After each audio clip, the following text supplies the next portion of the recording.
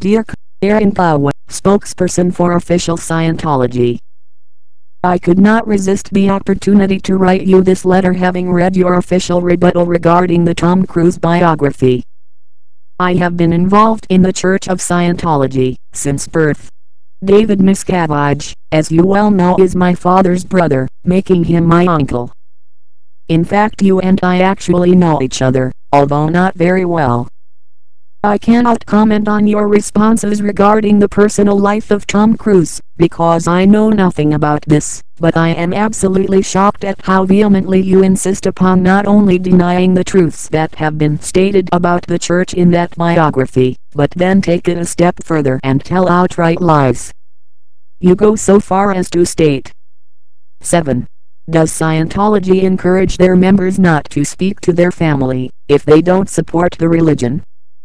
This allegation is not only false, it is the opposite of what the church believes and practices. Karen Powell in Church of Scientology statement. As you well know, my parents officially left the church when I was 16 in 2000. I, having been separated from them at the age of 12 and thoroughly engulfed in the beliefs of the church, since birth decided not to go with them. Not only was I not allowed to speak to them, I was not allowed to answer a phone for well over a year, in case it was them calling me. To give exact specifics, this law was enforced ruthlessly by one Jenna Miscavige, the local representative for the Religious Technology Center, who intercepted all letters from my parents and my friends. She would then pass them on to Mark Rathbun, the then second in command of the church, and Mike Grinder, who happens to be the former head of your office, the Office of Special Affairs. You can thank me later for not elaborating on this one. Only, after they had seen the letters and decided it was okay for me to see them, would I receive some of them, while sitting in a boardroom, while they watched me read them and asked me to comment on them. I was allowed to visit my parents from the age of 16 to 22, once a year for a maximum of 3 to 4 days, but that was only after my parents threatened legal action if the church got in the way of this, and even then only after I underwent a security check confessional before I saw them, and immediately after I came back. A security check is interrogation usually about if I intend on leaving the church, or finding out if my parents have said anything bad about the church, etc. While being attached to an electropsychometer, which is similar to a lie detector. This happened every single time I saw them, which was never more than 3 or 4 days a year. For a more recent example of families being destroyed, my Aunt Jennifer Pantermule has recently contacted my parents and let them know that she can no longer speak to them or be in contact with them, because they speak to and live near my other Aunt Sarah Moreland.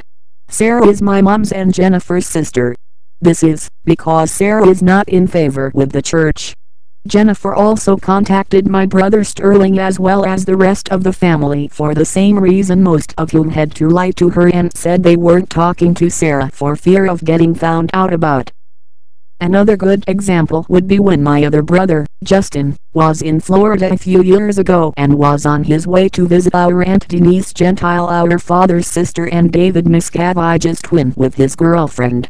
Denise abruptly cancelled while they were on their way over, because the church would not approve, because he was an ex-member.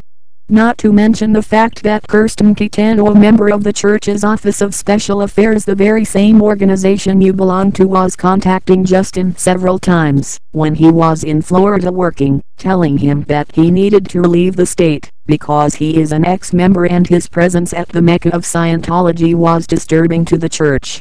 Kristen has admitted to my face that she did this when I confronted her, and even went so far as to admit that she lied to my brother after denying the incident. This is the least of what Kirsten Kitano has done. You cite this quote from L. Ron Hubbard about what the church believes with regards to families. Point. Yes, we know what the church claims to believe and has written in its policies. But do they practice that? Absolutely not. I can name at least 5 friends off the top of my head whose family members are not allowed to speak to them without being themselves ousted from the church and prevented from communicating with other members of their family and even their children still involved in the church, lest they too be ousted. They can't speak to their children, because they have left the church on their own determinism.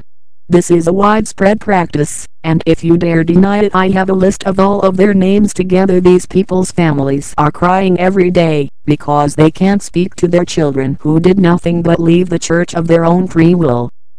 If I am in fact wrong and you want to prove me as such, then allow me and my family to be in contact with our family members that are still part of the church, such as my grandpa, Ron Miscavige, and his wife, Becky.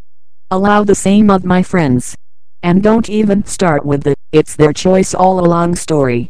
Nobody is going to buy that. There are way too many destroyed families for that to be true.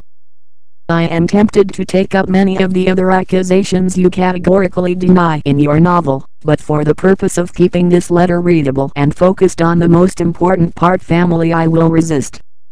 I will suggest, however, that maybe you should spend the manpower and time of drafting your masterpiece rebuttal. Why don't you take the high road for once and put that time towards repairing the families you have destroyed, starting with the family of David Miscavige himself? Hell, if Scientology can't keep his family together, then why on earth should anyone believe the church helps bring families together? Best, Jenna Miscavige Hill.